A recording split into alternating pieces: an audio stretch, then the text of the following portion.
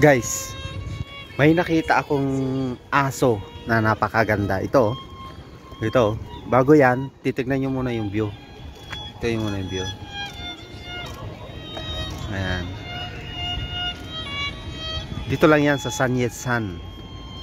Ito guys, punta na natin yung aso na napakaganda. Ang laki, ang ganda.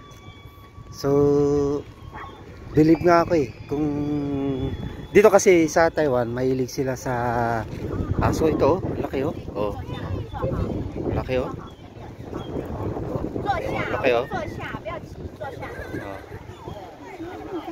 Laki, di ba? So, laki.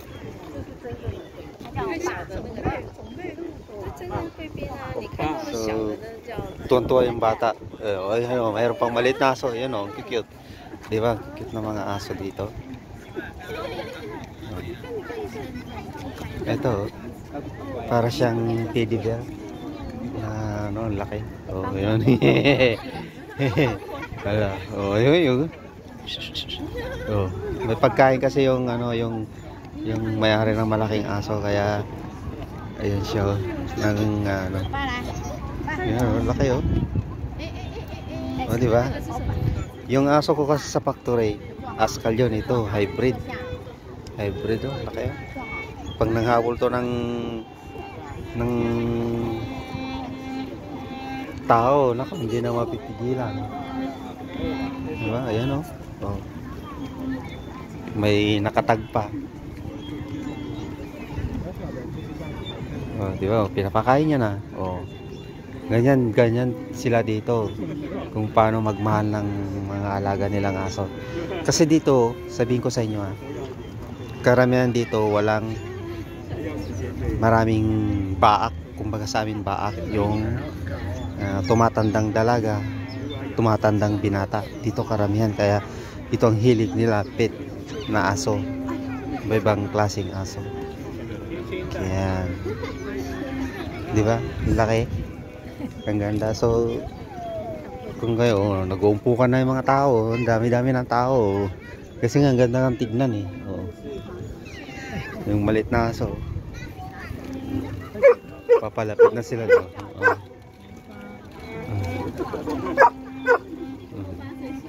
Gutom. Gutom. Gutom yung isa.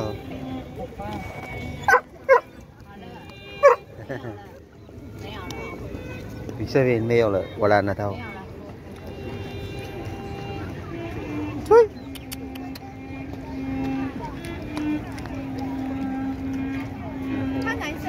Lalaki. Lalaki oh.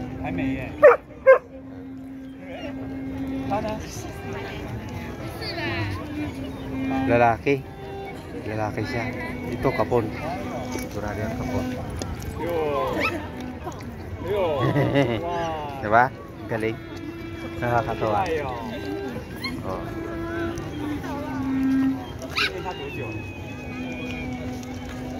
Galing. Oh. Ganito kasi sila dito eh. Mas maano sila sa pet. Bah, meron din silang inuman. Ayan, yung sarili siya inuman.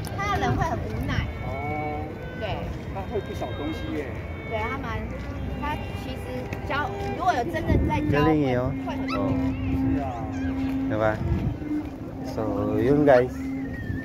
Yun guys ang ano sila dito sa mga pet, aso, baboy, yan, ibon. Ayan. Napadpad lang kami kasi dito eh, kaya ito, pinakita ko rin yung aso na kulay brown. Ayan, ganda. Oh. Mayroon ng palitan ng ano.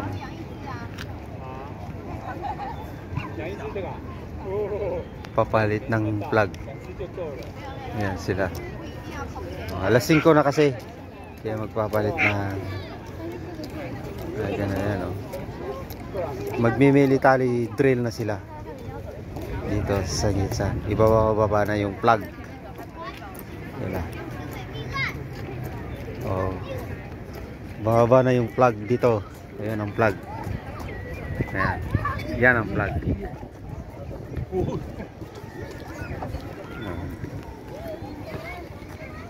Oh, dumadami na sila oh. Oh. Ayan oh. Nadami na sila.